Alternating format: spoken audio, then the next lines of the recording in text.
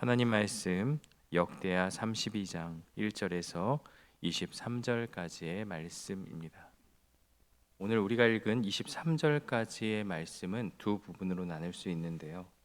1절에서 8절은 사네립의 침공과 히스기야의 준비, 그리고 9절에서 23절은 사네립의 조롱과 히스기야의 기도가 담겨 있습니다. 그리고 내일 살펴볼 본문에서 히스기야가 병에 드는 장면, 또 그 교만한 마음, 그리고 마지막 그의 죽음에 대한 기록으로 32장은 마무리가 되어지는데요. 오늘 본문을 보시면 1절이 좀 당혹스러운 문장으로 시작합니다. 이 모든 충성된 일을 한 후에 아수르 왕 사네립이 유다에 들어와서 견고한 성읍들을 향하여 진을 치고 쳐서 점령하고자 한지라. 이 모든 충성된 일이라 하면 무엇이겠습니까? 우리가 살펴본 대로 히스기야의 개혁이죠. 하나님 보시기에 합한 그러한 모습으로 유월절을 지키고 산당들을 제거하였고 그의 마음이 하나님께 있음을 보였습니다. 그런데 문제는 하나님께 충성하고 하나님을 잘 섬겼음에도 불구하고 위기가 찾아왔다는 것에 있어요. 눈물로 회개하고 그들이 돌이켰음에도 불구하고 고난이 찾아왔다라는 것, 바로 그것을 우리가 주목해야 할 것입니다. 역대기 저자는 대치 상황을 여호와가 자기 백성을 아수르의 손에서 구할 수 있겠는가라는 질문을 중심으로 계속해서 이 32장은 말하고 있는데요. 사네립의 군대는 이들을 치기 위한 어떤 물리적인 공격뿐만 아니라 심리적으로, 언어로 그들의 마음을 두렵게 하여서 또 때로는 하나님을 깎아내리고 하나님을 무시하는 그러한 발언 등을 통해서 유다를 괴롭게 만들었는데요. 이제 이 전쟁은 어떤 그런 아수르와 유다의 전쟁이 아니라 하나님과 잡신의 대결로 그렇게 볼 수가 있습니다. 당연히 우리는 하나님이 승리한다라고 생각하고 이 말씀을 읽고 있지만 당시의 유다 백성들의 상황, 그리고 히스기야의 그 마음, 또 백성들의 마음을 생각해 보면 결코 쉬운 결단이 아님을 우리가 마주할 수 있습니다. 마찬가지로 오늘 우리에게도 이런 신앙의 역설이 있어요.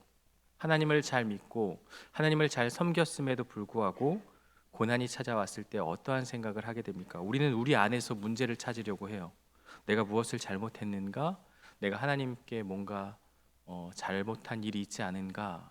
그런데 하나님께서 우리에게 고난을 주시는 것은 어떤 우리의 행동과 우리의 삶의 모습을 질책하고 또 그것에 대한 심판으로서 주어지기보다 분명한 것은 그 안에 하나님의 뜻이 있고 평안한 가운데서도 하나님을 잘 섬기는 가운데서도 인생에는 반드시 고난이 있다라는 것을 오늘 본문을 통해서 우리가 알 수 있게 되어집니다. 지금 유다의 상황과 현실이 그러한 것이죠. 본문은 눈에 보이는 인간의 힘, 어떤 군사적인 세상적인 힘을 의지할 것인가, 아니면 우리 눈에 보이지 않지만 영원하신 하나님을 붙잡고 믿음으로 반응할 것인가, 이 두 가지 선택지 앞에서 무엇을 택해야 하는지를 우리에게 가르쳐 주고 있어요. 그래서 1절의 히스기야는요, 1절에서 이제 보면 이 사네립이 쳐들어왔은 그런 상황 가운데서 어떻게 하였느냐라는 것. 우리는 특히 믿음이라는 것을 어떤 수동적인 기다림이나 막연한 어떤 그런 기다림, 인내로 생각할 때가 있지만 본문의 히스기야는 자신이 할 것을 준비하고 행동하는 믿음이었다라는 것을 볼 수 있는데요. 3절에 보면 그의 방백들과 용사들과 더불어 의논하고 성 밖의 모든 물 근원을 막고자 하매 그들이 돕더라. 무엇입니까? 무엇을 말하고 있습니까? 지금 이 전쟁에 있어서 포위하고 있는 아수르의 백성들의 물의 공급을 완전히 차단하기 위한 전략을 지금 사용하고 있는 것이죠. 건조한 기후 속에서 포위하고 있는 적의 식수 공급을 차단하는 것은 그들의 힘을 약하게 하는 아주 지혜로운 그러한 전략이고 방법이 될 수 있습니다. 그러면서 5절에 보면 히스기야가 힘을 내어 무너진 모든 성벽을 보수하되 망대까지 높이 쌓고 또 외성을 쌓고 다윗성의 밀로를 견고하게 하고 무기와 방패를 많이 만들고. 여러분, 이것이 히스기야의 믿음 없음은 아닙니다. 그는 인간적인 방법들, 자신이 지금 할 수 있는 것들을 다 하였고요. 그리고 나중에 가서 이제 하나님께 기도를 하죠. 그렇기 때문에 이것이 믿음 없는 그의 두려움의 행동이 아닌 지혜로운 그러한 모습이다라고 우리가 생각해 볼 수 있습니다. 방어 시설뿐만 아니라 방패와 어떤 무기들을 만들고 군사적 대비 역시 소홀히 하지 않았는데요. 지금 히스기야의 모습은 하나님이 우리와 함께 하시고 우리를 위해서 싸우신다는 분명한 믿음 위에 세워진 준비라고 우리가 볼 수 있겠습니다. 또한 이것이 성벽을 두고 싸우는 군사적인 전쟁이 아니라 영적 전쟁임을 깨닫고 무엇을 하게 됩니까? 6절에 보니까 지휘관들을 세워서 백성들을 성문 광장 앞으로 다 모이게 하죠. 그러면서 7절과 8절에 뭐라고 이야기합니까? 여호수아에게 하나님께서 힘을 주시는 것처럼 지금 아수르의 군대 앞에 히스기야는 이렇게 고백을 하고 있죠. 너희는 마음을 강하게 하며 담대히 하고 아수르 왕과 그를 따르는 온 무리로 말미암아 두려워하지 말며 놀라지 말라. 우리와 함께 하시는 이가 그의 함께하는 자보다 크니. 우리와 함께 하시는 하나님에 대한 신앙 고백을 하고 있어요. 두려워 떨고 있고 어쩌면 지금 더 전략을 세우고 어쩌면 더 어떤 방어 태세를 갖추고 어쩌면 어떤 마인드 컨트롤을 해야 되는 그러한 상황 가운데서 이 전쟁의 승패가 누구에게 달려 있는지를 히스기야는 분명히 알고 있었던 거죠. 그래서 두렵고 흔들리고 떨고 있는 백성들을 향해서 믿음의 고백을 하고 있는 거예요. 마음을 강하게 하고 담대히 하고 두려워하고 놀라지 말라. 그 근거가 무엇이에요? 우리와 함께 하시는 하나님이 그와 함께하는 잡신들보다 훨씬 더 크신 분이다. 우리의 문제보다, 우리의 상황과 아픔보다, 우리의 고난보다 하나님은 더욱 크신 분이다라는 것을 지금 믿음으로 고백하고 있는 거예요. 그러면서 8절에 그와 함께하는 자는 육신의 팔이요 그는 인간일 뿐이다. 우리와 함께 하시는 이는 우리의 하나님 여호와시다. 반드시 우리를 도우시고, 이 반드시란 말을 우리가 주목해서 보아야 합니다. 하나님께서는 틀림없이 우리를 도우시고 우리를 대신하여 싸우시리라 하매, 이 안심의 근거가 무엇입니까? 하나님께 있는 거죠. 백성이 유다 왕 히스기야의 말로 말미암아 안심하니라. 정말 감사한 것은 히스기야의 모습도 은혜가 되지만 그의 말을 들은, 믿음의 고백을 들은 백성들의 반응이 무엇이었다? 안심하였다라고 기록하고 있어요. 여호와 하나님이 함께 하심, 그러니까 그가 행한 종교 개혁, 백성들의 그 모든 개혁들이 그냥 그 개혁으로 끝난 것이 아니라 삶의 자리에서 분명하게 나타나는 어떤 증명되는 그러한 것을 우리에게 보여주고 있어요. 여러분, 믿음은요, 위기에서 증명됩니다. 믿음은 위기 가운데서 빛이 납니다. 이때를 위함이 아닌가. 이들이 개혁하고 이들이 말씀 가운데서 바로 서고 그렇게 했던 모든 것들은 바로 이 고난을 위한 것임을 우리에게 분명히 말씀하고 있습니다. 그런데 아수르의 공격은요, 너무나도 잔인하고 또 심리적이고 너무나도 공포 가운데 휘몰아칠 수 있는 그러한 전략이었는데요. 사네립은 신하들을 보내서 예루살렘 성벽 위에 있는 백성들이 모두 들을 수 있도록 외치고 있어요. 자, 11절 말씀 볼까요? 히스기야가 너희를 꾀어 이르기를 우리 하나님 여호와께서 우리를 아수르 왕의 손에서 건져내시려라 하거니와 이 어찌 너희를 주림과 목마름으로 죽게 함이 아니냐. 라기스를 포위하고 또 예루살렘에 사람을 보내서 압박을 시작하는데요. 첫 번째 메시지는 히스기야의 리더십을 겨냥하면서 백성들의 신뢰를 흔들려는 의도를 드러내죠. 히스기야가 너희를 깨어 죽이려 하고 있다. 지금 히스기야가 너희를 기만하고 있고 주림과 목마름으로 죽게 하고 있다. 왕과 백성 사이를 이간질하는 심리 전술입니다. 백성을 기만하여 사지로 몰아넣는 무책임한 지도자로 히스기야를 묘사하고 있어요. 특히 아수르는 굶주림과 목마름이라는 어떤 육체적인 현실적인 고통을 언급하며 공포심을 극대화하고 있어요. 보이지 않는 하나님의 구원 약속보다 이 포위된 성 안에서 겪게 될 물리적인 고통을 더 현실감 있게 느끼도록 만들어서 그들의 믿음을 무모하게 만들려는, 그들의 믿음을 무너뜨리려는 그러한 전략을 시도하고 있습니다. 이것이 어떤 말싸움, 어떤 심리적인 전술로 보이지만 더 중요한 것은 이들의 신앙을 흔드는 영적 전쟁이다라는 것을 우리에게 가르쳐 주고 있어요. 12절을 보면요, 히스기야가 한 개혁에 대해서 이야기하고 있죠. 여호와의 산당들과 제단들을 제거하여 버리고, 여호와의 산당들이라고 묘사하고 있어요. 물론 그것이 하나님을 섬기는 곳이다라고 그들이 생각하고 막 제사를 드렸지만 본질은 그것이 아니었죠. 본질은 중앙에서 여호와 하나님을 향한 그 율법에 따른 그러한 제단을 세우고 하나님께 예배하는 것이 아니라 그들의 어떤 편의와 어떤 그들의 어떤 목적을 가지고 나왔던 우상의 섬김을 마치 이것이 하나님을 섬겼던 것을 파괴한 것처럼 묘사하면서 그것을 지금 꼬집어서 이야기하고 있습니다. 이것을 지금 공격하고 있어요. 더 많은 제단, 더 많은 산당들, 이것이 오히려 무엇입니까? 더 큰 영광이 된다는, 더 많은 곳에서 더 많은 신들을 섬겨야 신이 더 기뻐한다는 다신교적인 논리를 지금 자신의 종교의 모습을 이스라엘에게, 유다에게 지금 말하고 있는 거죠. 더 나아가 여전히 유다 백성들 사이에 혹시라도 남아있을 그 혼합주의, 그것을 끄집어내면서 불안에 떨게 하는 것이죠. 너희가 믿는 신은 너희 왕의 섣부른 개혁 때문에 이미 진노하고 있다. 그러니 그가 너희를 구원해 줄 수 있을 것인가? 신앙의 전칙선을 흔드는 그런 단계로 접어들게 됩니다. 그래서 13절에서 15절을 보면요, 계속해서 말로 공격하고 있어요. 나와 내 조상들이 이방 모든 백성들에게 행한 것을 너희가 알지 못하느냐. 지금 아수르의 어떤 그런 사내립의 어떤 그런 이야기들은요, 근거가 있는 거예요.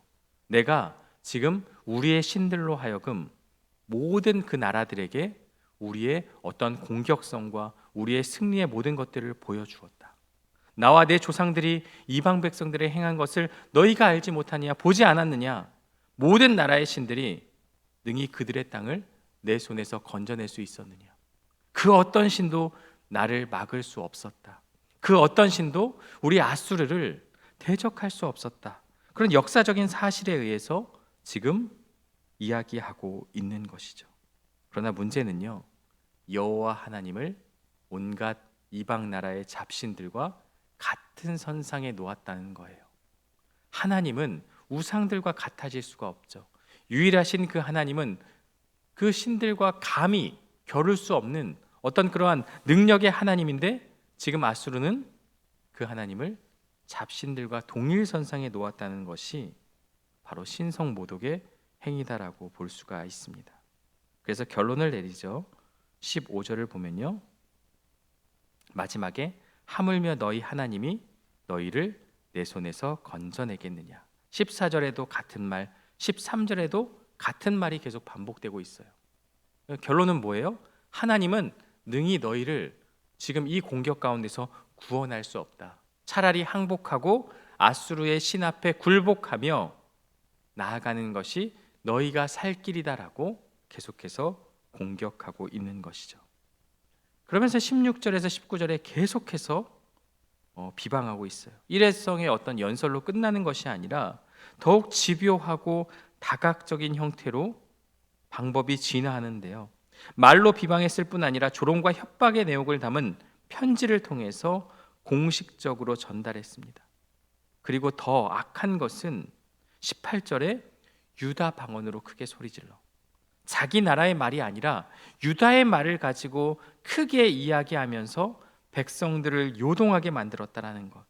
성벽 안에서, 그 성 안에서 그들로 하여금 반란을 유도하게끔, 심리적으로 흔들리게끔 선동 행위를 하였다. 지금 유다는 큰 위기 가운데 놓여 있습니다.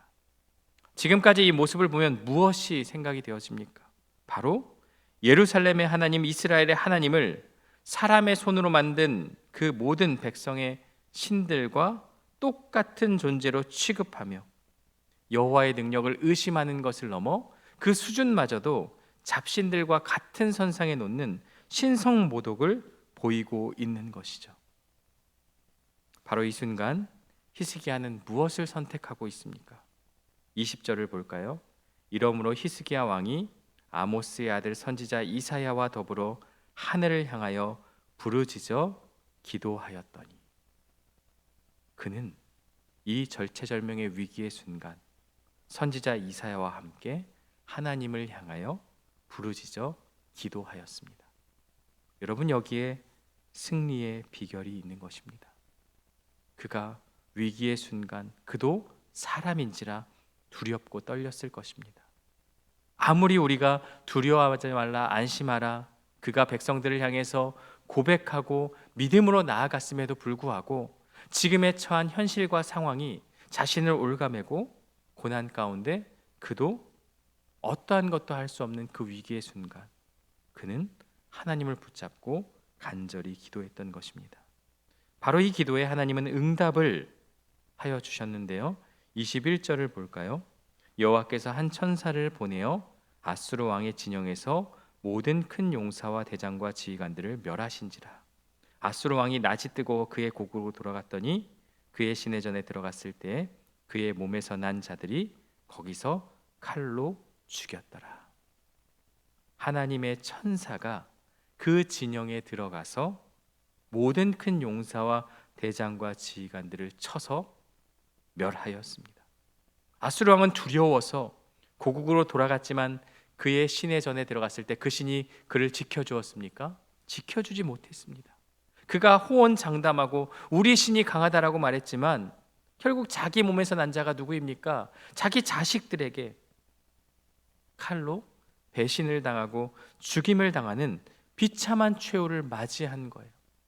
그가 단순히 말로만 하나님을 대적한 것이 아니라 신성 모독의 발언들을 하고 하나님을 업신여기고 하나님 앞에 큰 범죄하였기 때문에 하나님의 심판을 피할 수가 없었던 것입니다. 하나님의 능력을 조롱했던 자가 자신이 만든 그 우상 앞에서 자신이 낳은 아들들에게 죽임을 당하며 하나님의 공의로움은 이 말씀을 통해서 우리에게 보여지고 있는 것입니다. 승리의 결과가 22절과 23절에 나와 있는데요. 구원과 평안이 그들 가운데 함께합니다. 그들은 지금 영적인 개혁을 통해서 그들의 마음은 하나님을 향하여 있었고 굉장히 기쁨 가운데 있었습니다. 하지만 예기치 못한 위기 가운데서 그들이 다시 한번 하나님을 붙잡고 기도하였더니 우리의 하나님이 우리와 함께 하시는 그 은혜를 누리며 그들은 그 구원의 하나님을 향한 그 놀라우신 역사하심을 바라보며 하나님을 찬양하고 또 참된 평안이 그들 가운데 임하였던 것입니다. 두 번째는 하나님의 이름이 만국에 드러나게 되는데요. 23절에 보면 여러 사람이 예물을 가지고 예루살렘에 와서 여호와께 드리고 이후부터 히스기야가 모든 나라의 눈에 존귀하게 되었더라. 더 정확히 말하면 히스기야와 함께 하시는 그 여호와 하나님에 대한 두려움, 그리고 그 하나님으로 말미암아 히스기야의 이름이 세상에 드러날 수 있게 된 것입니다. 오늘 말씀을 우리의 삶에 어떻게 적용해 볼 수 있을까요? 히스기야는 위기가 닥치자 방어 거점을 더욱 견고하게 했습니다. 그가 그냥 멈추지 않고 자신의 준비를 했던 것은 우리의 영적인 전쟁, 우리의 삶의 어떤 그런 공격들 가운데서 무엇을 해야 하는지를 분명하게 알게 합니다. 우리는 살아가는 이 순간에도 끊임없이 사탄은 우리를 방해하며 여러 가지의 유혹으로 우리를 무너뜨리려 하고 있습니다. 우는 사자와 같이 우리를 계속해서 공격하고 세상의 유혹 앞에서 무너지게 만드는 그 공격 앞에 우리가 쌓아야 될 방어의 성벽은 무엇이 되어야 하겠습니까? 저는 두 가지로 볼 수 있습니다. 바로 기록된 하나님의 말씀, 그 말씀을 묵상하는 것, 매일매일 이 말씀을 통해서 주는 그 은혜를 통해 우리는 우리의 어떤 그 전쟁의 방어벽을 세워야 하는 것이죠. 그러면서 또 하나는 무엇입니까? 바로 기도입니다. 그냥 무턱대고 기도하라는 게 아니라 말씀에 근거한 기도가 우리 가운데 있어야 합니다. 주신 그 하나님의 말씀을 가지고 오늘 나의 삶 가운데 어떻게 적용해야 하며 어떻게 이 말씀이 나의 삶에 역사하고 붙들어야 하는지 우리의 기도를 통해서 그 성벽을 세워감을 통해서 이 땅을 살아가는 우리의 삶의 고난과 환난을 이겨내야 한다는 것을 우리에게 가르쳐 주고 있습니다. 문제가 닥쳐서, 위기가 닥쳐서만이 말씀을 붙잡고 기도하는 것이 아니라 매일매일 운동선수가 매일매일 훈련하듯이 오늘 우리의 삶 가운데서 말씀 묵상과 기도를 소홀히 하지 않아야 한다는 것을 우리에게 가르쳐 주고 있습니다. 오늘날에도 세상은 이 랍사개처럼 끊임없이 우리를 향해 소리를 치고 있습니다. 하나님이 어디 있느냐? 돈과 물질과 명예가 최고다라는 그 모든 것들. 소망은 없다. 하나님은 이 땅에 존재하지 않는다라고 속삭이는 그러한 소식들 앞에서 우리는 어떻게 반응하고 있습니까? 두려움에 굴복하며 침묵하고 있습니까? 아니면 히스기야처럼 담대히 선포하고 믿음의 고백으로 맞서고 있습니까? 많은 사람들은 문제가 생겼을 때, 많은 성도들은 문제가 발생했을 때 자신의 방법을 다 쓰고 해도 안 되니까 그제서야 하나님께 나와 지푸라기라도 잡는 심정으로 기도를 하게 됩니다. 차라리 그렇다면 다행일 수 있습니다. 그러나 바른 신자는, 바른 믿음의 사람은 기도가 최후의 수단이 아니라 가장 먼저 사용해야 할 최우선의 무기가 되어야 한다라는 거죠. 하다 안 돼서 붙잡는 그러한 것이 아니라 가장 먼저 하나님께 나아오는 기도, 하나님께 나아오는 그러한 신앙, 말씀을 붙잡는 그 모습이 우리의 모습, 우리의 신앙이 되어야 할 줄 믿습니다. 우리 안에 여러 가지 문제들, 어려운 상황들이 있습니다. 지금 말로 다 고백할 수 없는 그 위기 앞에서 혼자의 힘으로 해결하려고 하지 말고 지금 그 문제를 가지고 가장 먼저 하나님 앞에 나아가 부르짖고 기도하는 저와 여러분들 되시기를 주님의 이름으로 축원합니다. 함께 기도하겠습니다.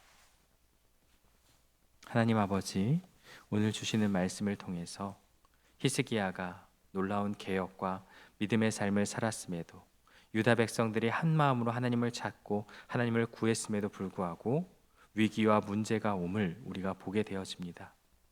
우리의 삶에도 바른 신앙 가운데 있을지라도 고난은 마주할 수밖에 없고 그 고난 앞에서 우리의 믿음이 증명됨을 우리는 기억하게 하여 주시고 모든 문제 앞에 먼저 하나님께 기도로 나아가는 우리의 결단이 있게 하여 주옵소서. 무엇보다도 말씀과 기도라는 분명한 하나님께서 주신 우리에게 영적 전쟁의 방어의 모습을 우리에게 주셨습니다. 삶에서 순간순간마다 우리가 매일 묵상하고 기도하는 그 모든 것들을 통해 단단한 영적인 성벽이 우리 안에 가득 세워질 수 있도록 인도하여 주시고 세상의 조롱과 세상의 어떤 고난과 세상의 유혹 앞에 무너지는 것이 아니라 하나님을 붙잡는 믿음으로 잘 견디고 인내하여 승리하는 우리들의 삶이 될 수 있도록 인도하여 주옵소서. 우리는 작고 연약하지만 반드시 우리와 함께 하시고 우리를 싸워주시는 그 하나님이 우리와 함께하고 있기에 그 하나님을 의지하고 붙잡는 신앙이 우리들의 삶에 나타날 수 있도록 인도하여 주옵소서. 예수 그리스도의 이름으로 기도드리옵나이다. 아멘.